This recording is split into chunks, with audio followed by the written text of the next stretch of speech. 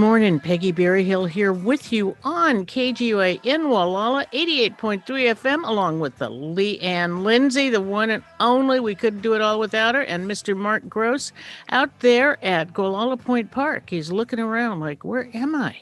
There he is. All right. Good morning. Good morning, Mark. All right.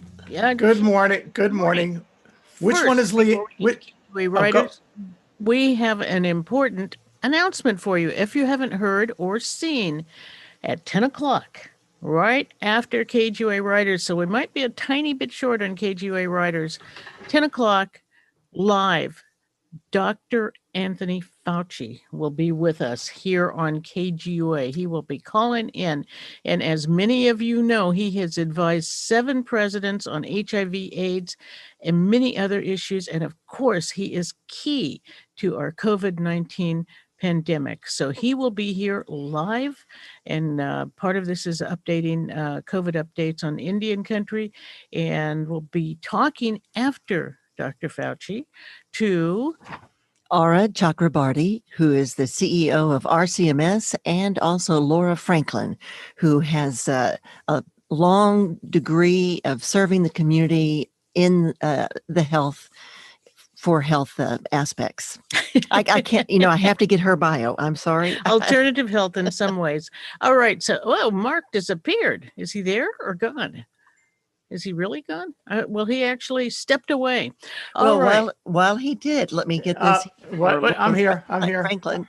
And Laura has had an integrative healthcare and education practice in the community for over 25 years, and she is a licensed acupuncturist and has a master's degree in nutrition and traditional Chinese medicine.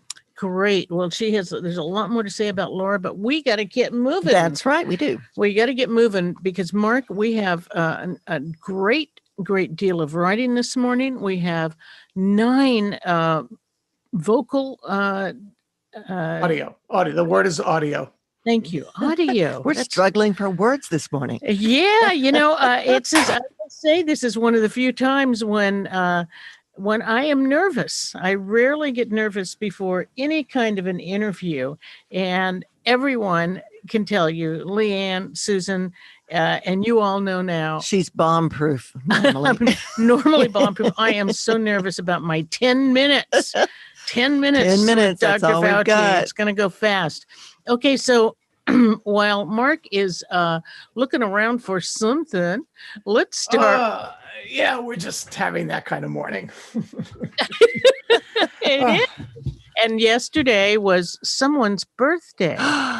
It was. And they had a happy birthday, I understand. It was quite a day. I made 24 home-baked muffins, and I brought them to UCSF Vaccine Clinic, and I got my second vaccine on my birthday. Oh, wow. Congratulations. Cool. All right. Yeah. So, Mark. I did a run across the Golden Gate Bridge on the way in. Wow. With your we're starting. Doing it with style. Yeah. Okay, we're starting. Let's get to KGUA Writers. Prompt number 44. Share the most unique thing about yourself. So let's start with an audio piece. How about that, Mark? That's awesome. And I want to thank you, Kevin Bentley, for giving us that prompt. And it's have the most unique thing about yourself. That's the story I want to hear. No one can copy it. It's yours. Okay. Thanks, Kevin. And here we go. We have Mary Melber. Push, please. There we go. Mary Mobert. Coming around a curve, I found a black sedan in my lane. We both swerved. I rolled the truck and was struck in the head by 2 3-phase electric motors my husband insisted I deliver to Santa Rosa. The windshield had blown out, so I helped my younger son through it out onto the shoulder of the road. We sat down and I went blind. I barely remember the CHP's questions, the ambulance ride, the doctors putting me under to fix my smashed face and sightless eyes. I died that night in hospital. Since then, I fear nothing. not a bee sting causing anaphylactic shock, nor COVID's first strike before vaccines. Every day of strife brings lessons, not anxiety. I'm happy, at peace, ready for whatever comes. Bring it on, I laugh. I've seen what you have to offer. I gotta love Mary. I know it. I know it. Thank you, Mary. And you know what, Mary? I have to join you in that. I've used up several of my lives over the years, and some self-inflicted and some no, I don't, not on purpose, just stupidity.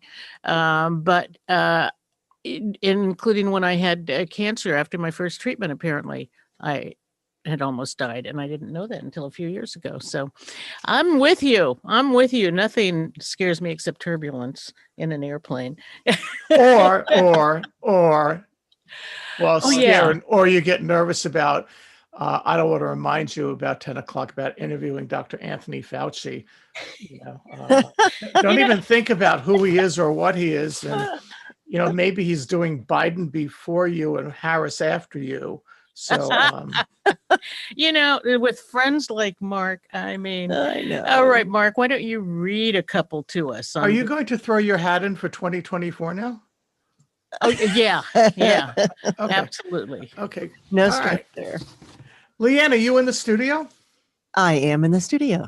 You want to read with us today? Yeah, what a great Sure. idea. Okay. So I'm going to start, and then Leanne, the reading as we do on the spot. So I'm going to start. New writer, Bill Mabie, and it is pronounced maybe, even though it's spelled Mabie. He's a first-time writer. Here's my story. My mom was an angel. I was the 8th of 9 kids in my family. I was accident prone, said the nuns and pretty much everyone else. When I was a youngster, a sliding door severed the tip of my pinky. My dad sewed it back on. He was a doctor. I was shot with a 3-pronged spear gun in Laguna Beach. I have 3 deep scars in my left leg spaced like the holes of a bowling ball. I was headbutted by an Aussie rugby player in a bar. I got a job at Diablo Canyon nuclear power plant. A week later, I was a protester. A professor encouraged me to learn how to hang glide so I could unfurl a banner on a containment dome at Diablo. I declined. In my last quarter of college, I showed 2 friends a photograph. The 3 of us took off to Alaska. I fished salmon and halibut. One boss died in the cold water. I was a Peace Corps volunteer, and I've had guns pointed in my face. The repetitive mantra of "No hay problema, somos amigos" has saved my life many times. I lived in Denali, El Paraíso during the Contra War and would get lost on my motorcycle. I was sent to Trujillo, Honduras, and the US military did a massive mock invasion of my village. Suffering from dengue fever on a boat in Bruce Lagoon, I was handed a machete. The captain said, "For the pirates." After getting conjunctivitis, the village witch doctor put a green potion in my eyes. The whole village watched it work. I've met men on islands with names like Boy and Blue and fought for women who were being attacked. I hope I'm not done. Wow, Bill, thank you. And Peggy, you think you're nervous? I would not. I'm with him. I'm not going to hang glide and furl a banner. Awesome. Welcome, Bill. Great to have you. Thank you very much, Bill. Hey, Leanne, who have you got? I have Sherry Goforth E.B. And she starts with, I grew up in a small town, and I was not unique. I did the usual things kids do and remained unremarkable. That is what I hoped people would think. I just wanted to fit in. I was good at entertaining myself and spent a lot of time outside with the dog, playing in tall grass or reading. The most unique thing about me is that I see things that aren't really there. Whoa, wait, now let me just explain. Contrary to what I thought as a child, I do not have a mental disorder. If I pay attention, for example, our biggest dog has a low, medium brown, powdery bark, a little like cumin powder.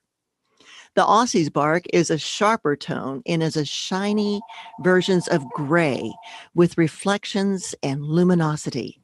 When I slow down and read words on a page, the letters and numbers have colors, textures, and even moods. As I listen to music, especially when I wear headphones, not only do I hear it, but I see shapes, colors, and I can have a kinesthetic response. My impressions of time and calendars have visual and kinesthetic components also. Synesthesia can be a little overwhelming in certain instances, but I have learned to filter it and carry on with my day. I am not that unique. Scientists estimate that it's really 1 in 500 people who have this. The numbers keep changing, but it's a neurological phenomenon called synesthesia. Anesthesia is an absence of sensation or perception, whereas synesthesia is a blending of senses. There are many different forms of synesthesia. I have a few. I am certain that there are others in our community who perceive synesthetically, and they just don't know it. So I see things that aren't there, and I see things that I hear, but it's not a mental disorder. It's just my neurological perception of the world. It's just me. And just you is awesome, Sherry. I didn't know that about synesthesia and anesthesia. I know. I was educated there as well, and I it love looked being like educated. I love being educated on the spot. me too. Well, thank you very much, Sherry. We appreciate your input on that uniqueness about you. And Mark, what do you have next? I'm going to read Denise Mendoza. Hi. And I always do some of their notes in the beginning. Hi, I'd love to submit the following for episode 44. Thank you, Denise Mendoza. No, thank you, Denise Mendoza. Denise, female form of Dennis. Denise, French origin, Dionysus, Greek god of wine. Denise, devoted to Bacchus. Mendoza, cold mountain. Mendocina, a person from Mendoza. In the city I grew up, Denise was a more common name than Mendoza. I'm sure there were others with the same last name, but not at any of the schools I attended. In 6th grade, I was looking at a globe with my best friend. I saw there was a city in Argentina with the same name as mine. I knew I had to go there. 24 years later, I finally made my way to Mendoza. When I arrived at the Hyatt Hotel, I felt as giddy as Marlo Thomas arriving in New York City in the opening credits of That Girl. Doe-eyed, spinning around, I was elated. Everything at the hotel had my name on it. Coasters, napkins, notepads, pencils, pens, casino chips, you name it, this was my city. 15 years after visiting Mendoza, the wine region of Argentina, this Mendocino now lives in the Mendocino County. If you see a girl wearing a Mendoza t-shirt, it's probably me. Please stop by and say hi. Thanks, Denise. And as I told Denise in an email, I've been in Mendoza, Argentina, only I wasn't at the Hyatt. I was at a $10 a night hostel overlooking the bar. It was very weird. Anyway. Thank you, Denise. I really enjoyed your story. And Denise is new. I think this is her 2nd week, maybe. I thought so. Yeah. Well, let's play a couple in a row here, Leanne. Let's go to this guy. Good morning. This is Dan Rothamel from the coast of Maine, free writing on being unique. Stunned, as were all of my classmates, I couldn't believe the news as we sat in Dave Pooley's 10th grade biology class at Fair Lawn High School. You see, I was a paper boy for the Bergen Record in northern New Jersey. At the time, many newspapers were delivered in the afternoon by teenagers on their bicycles. I'd pick up my 30 papers near Plaza Stationery in the center of Radburn, divide them into my 2 back wheel baskets, and deliver them to the houses in our neighborhood. It was good money. At the time, the Bergen Record cost 33 cents for 6 days of home delivery. When someone gave me 40 cents for the week, I was pumped. Joy had no bounds when someone gave me 50 cents. On this specific day, the papers were late. I sat on the curb in silence, unable to make sense of what had happened. The newspapers were always here by 3. At 4:30 p.m., still nothing. It was getting dark when they arrived. It didn't make sense to my idealistic young mind. He was such a good man, doing important things, a unique politician for those coming of age in 1963. And now he was gone. You see, unique about me is that on that Tuesday in November, the 22nd to be exact, I was the one spreading the news from Bolton Place up Owen Avenue that President John Kennedy had been shot in Dallas. KGUA episode number 44, February 25th, 2021, by Hannah Rothermel from York, Maine. Episode number 44, prompt, share the most unique thing about you, yourself. That's the story I want to read about. No one can copy it. It's yours. I like that. The story that no one can copy. It's yours. It reminds me never to compare anyone to anybody, especially if one of them is me. I need that reminder regularly and often. Even as a kid, I remember thinking, how can I have a best friend? Each is special in her own way, best at being the friend she alone is. I run into the most trouble when I compare my own self to some other self. Worse when I come up short. Almost as bad when I think I'm better. But back to the prompt. What is unique about me? It could be that I'm one part lefty and one part righty, but not ambi. It could be that in my 70s, I still find myself struggling to feel heard and understood or to bask in a good body image. It could be that my strengths can also be my weaknesses. It could be that I just love to create in the kitchen, write letters like my mom did, recycle and resource like my dad did, throw small potluck parties, and can hardly stand it sometimes how much I love our kids and grandkids.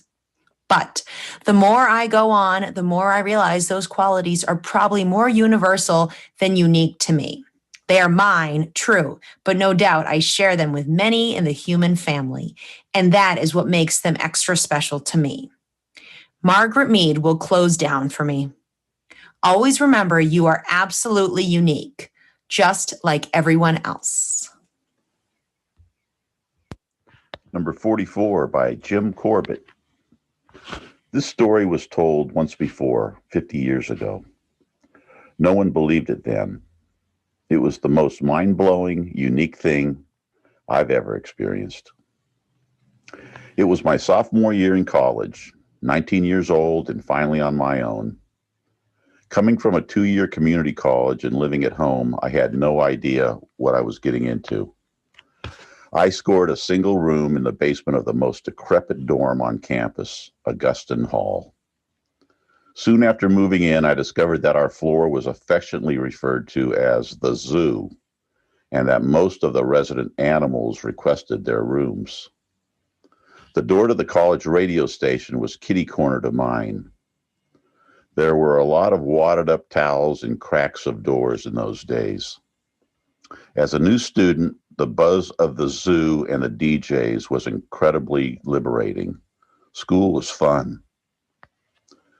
Basement living had its limitations, however.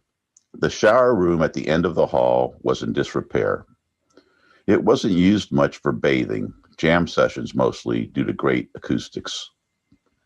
The third floor of Augustine was uninhabited, but had a killer shower room. It was always empty and all the shower heads worked. When they were all turned on, it morphed into a first-class steam room. That was always my choice, a quick hike up the back staircase to the Shangri-La of a spa. It was a nice way to cap off the day after playing basketball in the evening. It was raining hard when I returned from the gym on the night of the incident.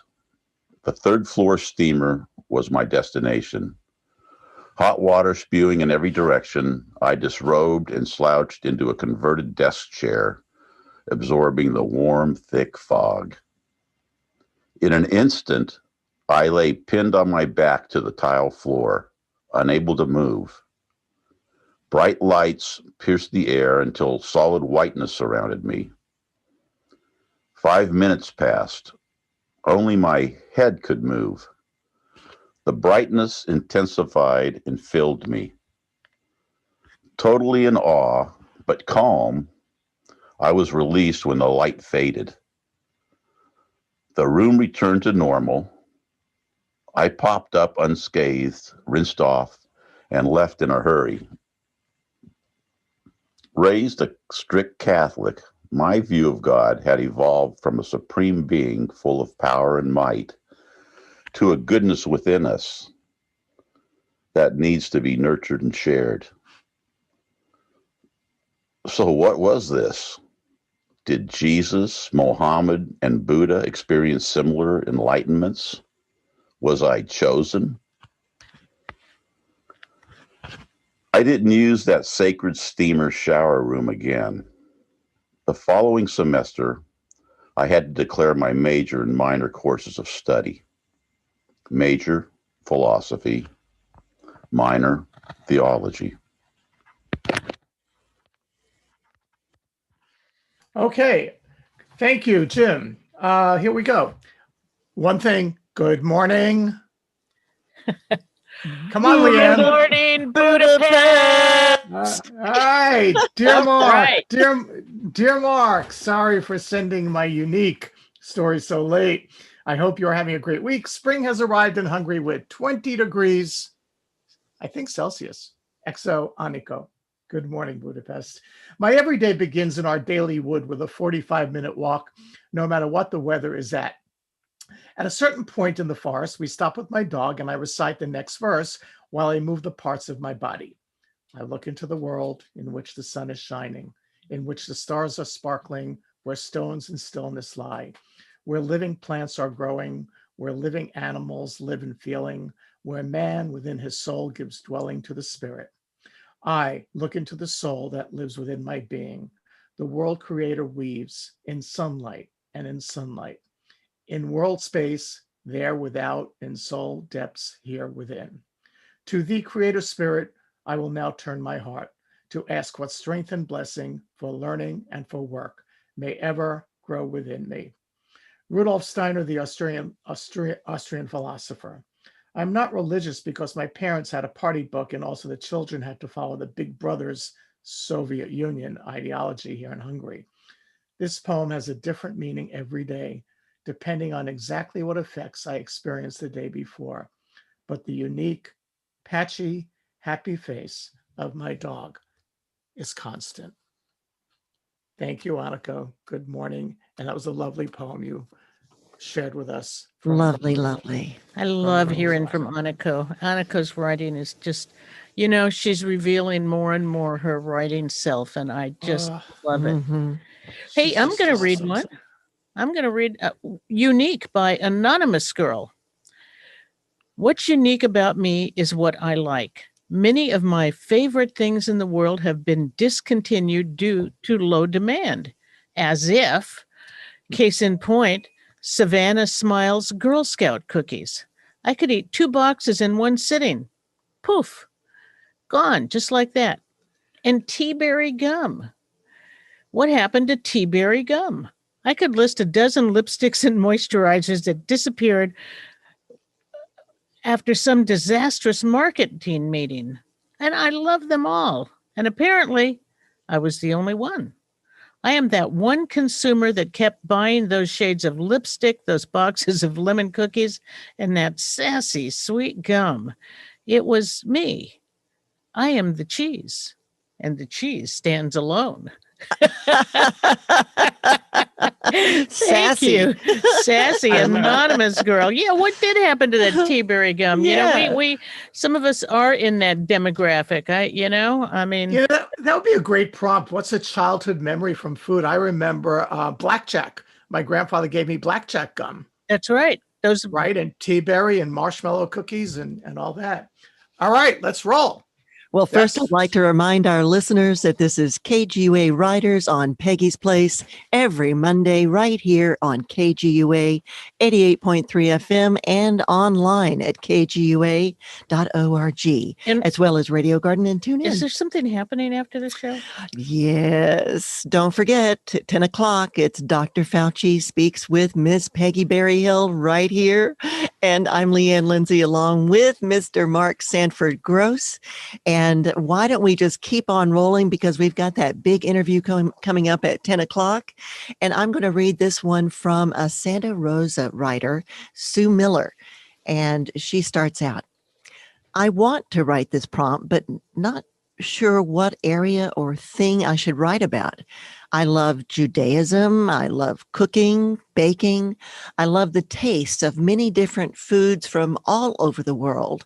I am always up for an adventure. I love travel. Recently, I taught myself to make greeting cards using iris folding technique. What reading means to me makes it unique to me. I love reading stories about people's deepest secrets. In the stories I bury myself in, I guess I become one of the characters. Like a fly on the wall, I love the feeling of being so absorbed I cannot stop reading.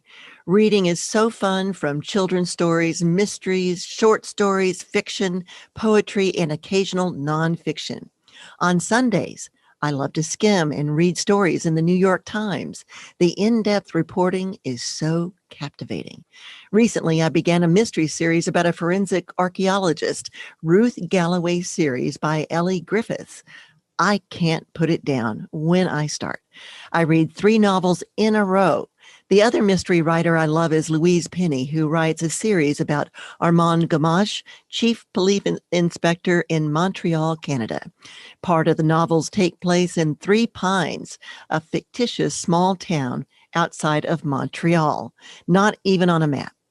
I love the simple small town and want to live there with the characters.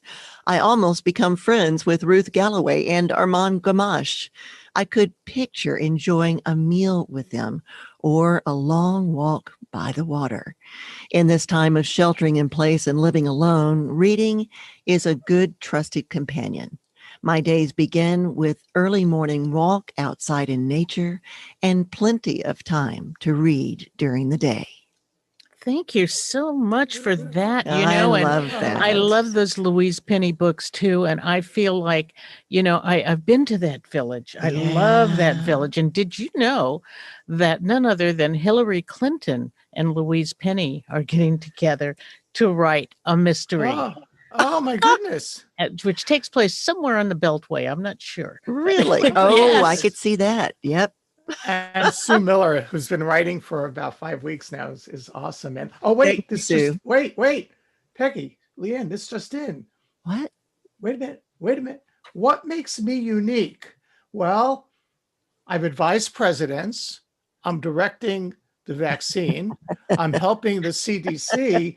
But everybody does that. I have. Wait, the unique opportunity. I'm unique today because I'm talking to Peggy Berryhill at 10 o'clock. I'm so nervous. I don't know what to wear. What is she going to ask me? I hear these things about her. She's interviewed Nina Simone and Aretha Franklin and Buffy St. Marie, and I'm a unique crowd. So thanks, Peggy. I got to have a cup of tea or caffeine-free something. Well, thanks, Dr. Fauci. Disclaimer for all of you that know me. That really didn't happen, but I bet he's thinking that. He is coming up at 10 a.m. Oh, thank you, Mark. I don't Lori know. Lori Young, audio or Peggy, you're reading? How about audio? Oh, yeah, let's do some audio here. All right, here we go. Hello, Peggy and Mark, and all of the members of the KGUA Writers Club, now celebrating our 44th episode, sharing the most unique thing about me, myself, offered by David Stoller from Eastern Connecticut. I am as unique as a snowflake floating slowly down from the sky, special as the child of my parents and all of my ancestors. I join the others in a field of sparkles, waiting for the warming sun to change me. I am as unique as a grain of dust floating in a sun's ray, waiting to land on a table and then being swept away again. My path blowing in the air is special, one of a kind. Most of us could spend hours, days, just listing all that we have seen, done, visited, and lived. I am unique, being the husband of my beloved, the patriarch of our family with 4 children, not patiently waiting to be a grandfather, to become even more unique. I am unique by being gifted with life's pastime of learning. As a student, a teacher, and a professor, I profess that I love to learn. It keeps me alive. But being unique would matter little if I can't connect with others. That's why I enjoy being unique and then finding out that I have something or lots in common with you so that we can connect in our memories, our loyalties, our dreams. I have become even more unique with this opportunity to share weekly in our club. Thank you, Peggy and Mark, for the pleasure of this chance to shine and share the light with others. Episode 44, Candace LaValle. Unique? I've always considered myself a bit of an effervescent elf. True to my heritage and true to my natural inclination. Oftentimes, you'll find me out in nature, flitting, chatting, and playing with the flowers and the birds, or hiding out invisibly within the shelter of a redwood tree stump, even into my 60s. I'm deeply connected to sacred life, to others, to my thoughts and emotions. And on the flip side, as my best friend said yesterday, you are such a dork. Try to catch a picture of me motionless. It's nearly impossible. I'm chattering, laughing, goofing, expressing constantly with my hands and face, playing the fool. Honestly, this unique proclivity to activate my face nonstop has created a web of wrinkles around my forehead, eyes, and cheeks. Smile lines for the most part, crinkles at the corners of my twinkles. I have always been dramatic. It runs in my DNA. This is balanced with a need to hide, to recharge my energies, to find joy. Unique? I don't know how unique I am, but it is a telltale part of my creativity, my personality, these snorts, chortles, quips, and one-liners. Not excessively witty, but sometimes I get lucky. I think I'm funny. Mostly it's the miming, eye-rolling, puckering, cartoon lips, tongue-twisting aerobics that find a place on my face and in my body. If I watched myself tell one of my stories, I bet I would be shocked and aghast at how comically animated I am most of the time. Just me. I think it has been my way of sharing a personal sensory experience of this world. Words are never enough on their own. A moving picture speaks volumes. What Makes Me Unique by Jan Littleton. Being unique has really never crossed my mind. That is until this prompt. I guess that I've always believed that we are all unique, so singling out my uniqueness never came up until now. I've been at a loss as it seems to me that everything I've done was done before. I just did it my way. In an urgent plea on my Facebook page, I asked for help in recognizing my uniqueness. That was at midnight last night, the time of our deadline for this write.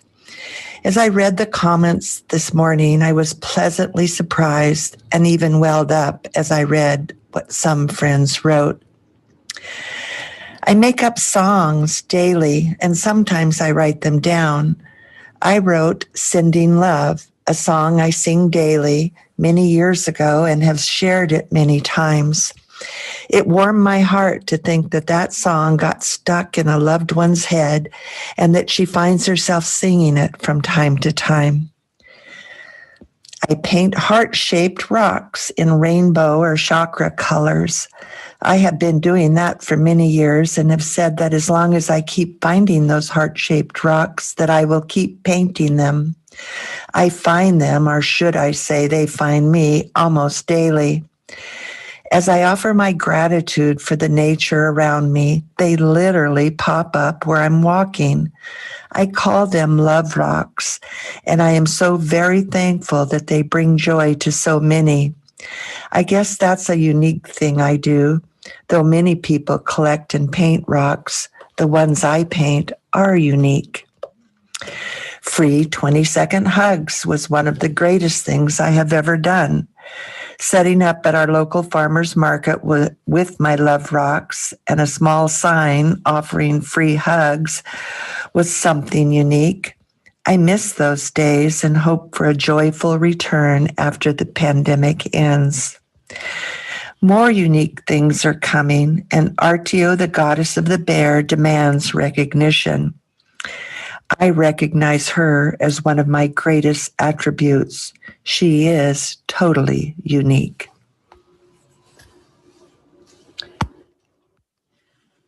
And I just want to say Dave Stoloff sounds like Mr. Rogers. It's like that calming morning. Good morning. Thank you, Dave. that was Dave Stoloff from the East Coast. And then we had Candace LaValle from Anchor Bay. And then Jan Littleton, another local. And I just want to remind everybody again, this is KGUA Writers on KGUA.org, 88.3 FM, Radio Garden, and tune in. I'm Leanne Lindsay, along with Peggy Berryhill and Mark Sanford Gross. And we are now going to do another 3 readings. We're rolling right along. We have another call coming up at 10 o'clock. We want to make sure we're on time. So we'll start now with Colleen Sandrin. And I don't know where Colleen is from. Do you know, Mark? Irish Beach, and this is maybe her 4th writing. So thanks a lot, Colleen. All right. Yep, I'm unique. Unique as a snowflake. Do you know that no 2 snowflakes are the same? There are no 2 that have the same pattern. It's a fact. But back to me. I am unique because no one else has lived my life. Although I've met many through my life who have lived similar lives. So what is the most unique thing about me apart from my mutual doppelgangers? I'm an old soul, so I can't prove that's unique because there's been no research on how many old souls there are on Earth, but I'm pretty sure I'm not the only one. I chose not to have children. Nope, not unique either. Around 10% of women today choose not to have children. I developed the first women's studies major at the University of Northern Colorado. Again, not unique. There are about 40 of us around the United States who developed a women's studies major at major universities. Weren't the 70s great? I have a blue heeler cattle dog mix who rescued me from who knows what. Her name is Sadie. Maybe unique, but chances are someone else has a Sadie. I like thinking chances are that one isn't unique either. I live with and take care of my 95-year-old mother. Oops, just looked it up. Over 40 million children take care of their parents. Maybe I should just delete that one. Seems my life hasn't been unique, but I am unique because I'm me. No one besides me made the choices I made for my life. Free will is what makes me unique, along with 46 unique chromosomes. Wow. I wonder how I would have answered this if I was a twin. Well, she'd have 92 chromosomes. Oh, by the way, very good, Colleen. Thank you. Oh, I see that look on your face. I can. Oh, but by the way, Lydia Yuknovich, here it comes. Lydia Yuknovich, the author, that I mention once in a while. Guess what her dog's name is? Sadie. Sadie. All right. Yes. There you go.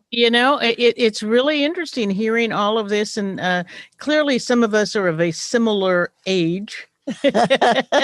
Leanne's a bit younger here. Yeah. Hey, by the way, it's nice to have Leanne joining us this morning. It Oh, is. thank you.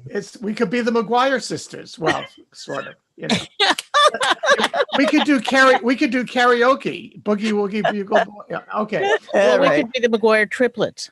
Who's Rolling reading? on. How many chromosomes is that? No. Okay. We're all wired. Who's doing Lori Young? You are. Hi, Mark. Hope all is well with you and yours. I loved hearing the prompt entry on Monday. This one was hard. Usually I free write and ship it. This time wrestled with which topic to go with and how to put it. Thanks for being an ear and for your heart that embraces all our writings and reachings out. Whoa, there's a lot of bravery going around on radio writing entries. Thank you, KGUA Writers. Lori, number 45. What if the most unique thing about me is that I attended school from the age of 6 until 36 with no breaks except for school vacations? The perpetual student was my safe place, school. There should have been an I Ching proverb. It furthers one to have something better to do. Escaping into mind and imagination, I was alone and safe. My job at home was making me unique. I earned my keep by fending off adult excesses in silence. Even though I failed at self-protection, I succeeded in being silenced. I was paid in food, lodging, and school clothes. That qualified me as a self-made survivor. I was silent under threat of loss of family or life. Decades later, I realized these were hollow threats, but a kid doesn't see how those things work until later. I later saw I was not so unique. I love phonics and learning to read, although I've never been a reader. I would learn a word on a page and run home to find books on their shelves.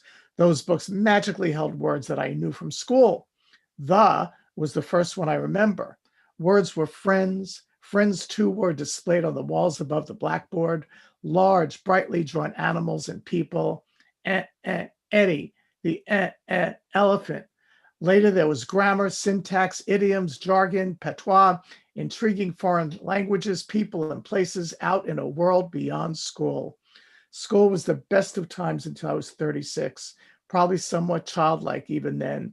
I lucked into finding something better to do. I fell in love. He is and was a good man, life-oriented, ethical, smart, and funny as hell. At first, I figured we wouldn't even talk to me, as he was so also blindingly handsome and confident within himself. Together, we listened to the wind and through the palm trees, open and freely. We love. And that's your unique self. Thank you so much, Lori Young. You want to go into your audio on Barry? Well, actually, I'm going to read this very short piece, and it's just simply labeled "To Me." Oh, hi. Is this okay? I'm going to read it. It says, "To me, hi, Mark.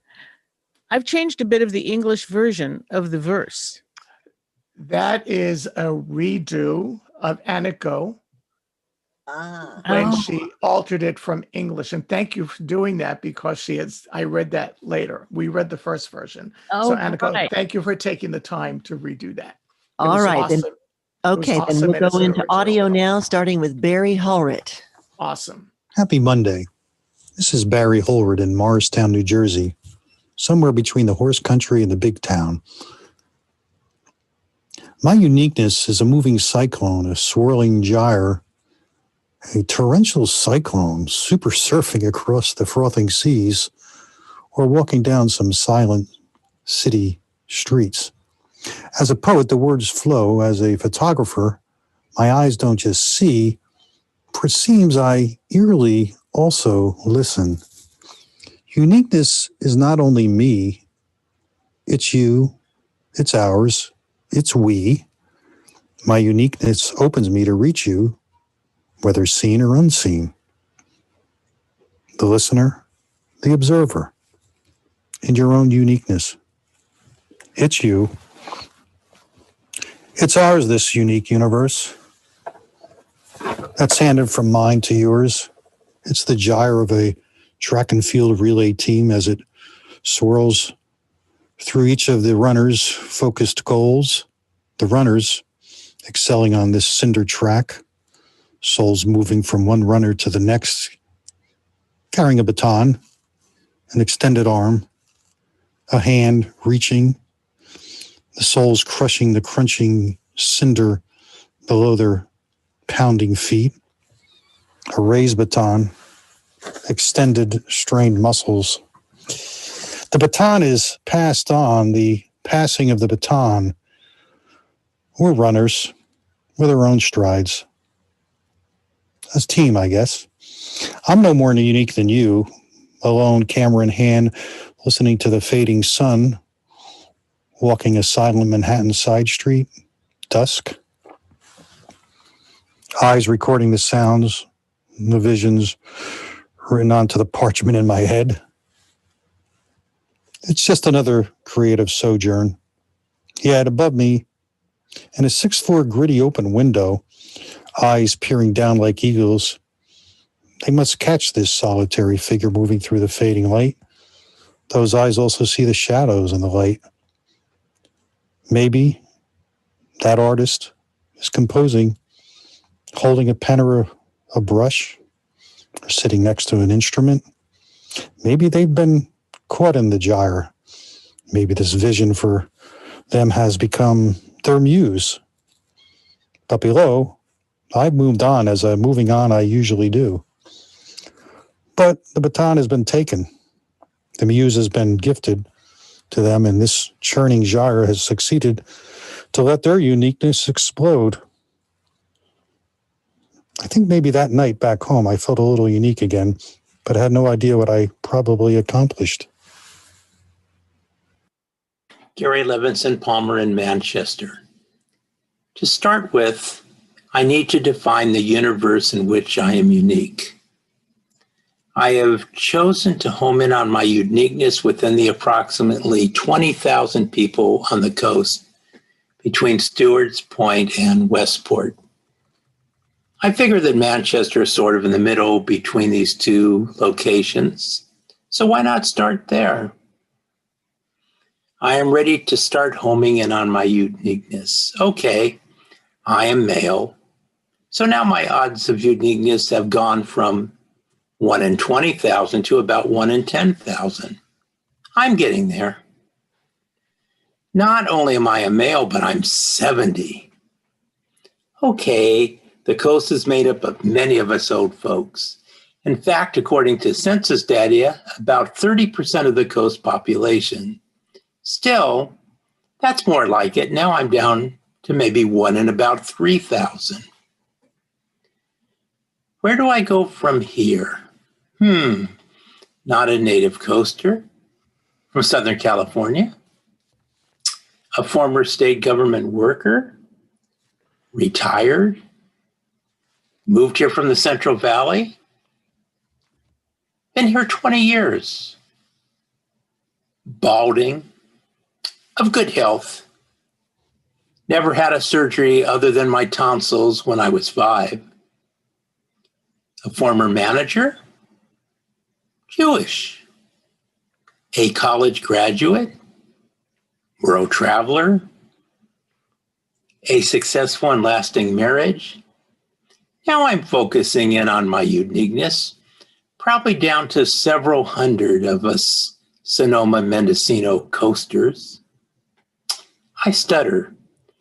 Damn, I have met several others here on the coast, so that is not unique. I am adopted. Surely that is unique. Not so. Since I found out I was adopted, I've discovered many others around me that are. But wait, I found out I was adopted late in life. Even there, I have shared stories with others that also found out late in life.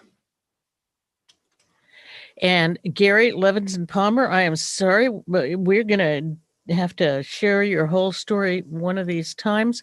As you know, we're on a timeline here, and we're... Why? What are you doing today? Are you like going out to lunch or something? We are. We will be going out to lunch in a bit, but not yet, Mr. Mark, not yet, because we're not done with our business. Hey, it's really been fun, though, hearing everybody, like the people who have researched what they think is unique, only to find out they're not that unique. We just aren't that unique as much as we think we are. So you hit it. And Kevin Bentley didn't even write, did he? No, no. And maybe that's unique. unless I hope I didn't lose it in email. But the funny part about it is the unique. I lost my train of thought. But the unique is That's unique. I think what's unique about us is that we're all unique living in this place together, which makes this place really unique. We got a lot of unique people here, and that's what we love. I feel really unique today because I keep popping in and out of this video. Well, I think that's you're in this ghostly, weird, misty, because it's kind of nice to little maybe it's your energy fading. My aura. And for those who are listening online or on the air, they're talking about what we look like on Zoom and YouTube Live. We are on YouTube Live. We've been so the whole hour. If you want to catch a repeat, just go to YouTube and search for KGUA. Which it looks like a little bit of a Harry Potterish mirror, like you got, like Leanne's hair is going onto you, and and then your shoulder goes away. This is that virtual background, and we have an image up actually of Walala from across the bridge. It's a beautiful misty morning. And I didn't know Peggy was a redhead. That's crazy. I love this. I do want to say the prompt. We got a couple of seconds. And with the prompt, if anybody out there wants to suggest a prompt, please email that to KGUA Writers, as this was Kevin Bentley's prompt. You're the writers, and some of these prompts are really great. And this prompt comes from Scott Mercer. All right. And Scott Mercer found this in Outside Magazine, number 45, almost a year. What is the thing that you do that scares you most? Ooh, that's a good one. Doing the thing that scares you the most. He read that in Outside Magazine, so I want to credit that. And he sent it to me a couple of days ago. That would really be interesting, which means Scott has to write now. Right. Thank you, Scott. Doing the thing that scares you the most. All right. And I think, Peggy, you can write now. You have 3 minutes about what scares you the most, because you've got this interview with like this most famous person in the world, in history, in everything. And see, I've left already. See that? I've left the screen. Oh, I'm back. Yeah, I normally am not nervous. Everybody can tell you that I have what is it? One of my guests said I had a doctorate in calm. I'm not calm today. you look it though. Peggy, you're fooling us. Peggy, do you remember his name? Because we also know that you have an issue with remembering names and faces. I have it written down here. Dr. Anthony Fauci is going to be with us. The Dr. Anthony Fauci that you see on CNN and MSNBC everywhere, holding these press conferences. And we had a time for last week that was scheduled, and then boom, it got taken away because he had a press conference. So that's right. As far as I know, we know for today. Right. Well, give him the prompt for next week and make sure he can write. We'll try to fit him in. What is the prompt? What scares you the most? I would love his reaction to that one. Actually, that is one of my questions if we get to it. Oh, seriously. Awesome. Okay. You need time, correct? Or you want to chat out? And thank you for everything. Let's go ahead and say our goodbyes now so that I can make some transitions behind the scenes here. Awesome. And Peggy, Leanne, thank you today. You're welcome. Thank you, Mark, very much. As always. Thanks to all the writers. Thank you for sending me a note last night, like at midnight, that you didn't get the show. That was really warming. Yesterday, yeah. Well, I'll try to remember to do it before 11 next Sunday. That's okay. I got up at 4 to make sure you got it. Oh, okay, pal. Yeah. And thanks to everybody from all across the corners of the earth. Oh, I do have one thing to say. Okay. Very important thing to say. Not about Dr. This is personal. Yours truly, who's usually very careful, got herself hacked last week. Do not fall for, if you get a message from PayPal or whomever, double check it with their logos. Don't call the number on the email or the text. No. Call directly. I really had a self-inflicted wound. I opened the door and gave away the keys. That is so unusual that I Right. would do something like that, but I did. So if it happens to me, it's going to happen to anybody. But if Be you careful. If you get a message about your account with whatever financial institution or organization with which you do business, be sure to call that entity directly, the main number. If it's Amazon, call their direct customer service. right. Do Yeah, not do call the not- number that they Do give not on you. a- call the number on the email. Or on a the different phone on a message. different device. You close out Yes. different, and Yeah. that, my friends, is what can scare you the most. Yeah. There you go. Okay. Thanks, Peggy. Thank Good you. luck, Leanne. Good luck. Looking forward Thank to hearing you. everything. All right. We're going to say goodbye now.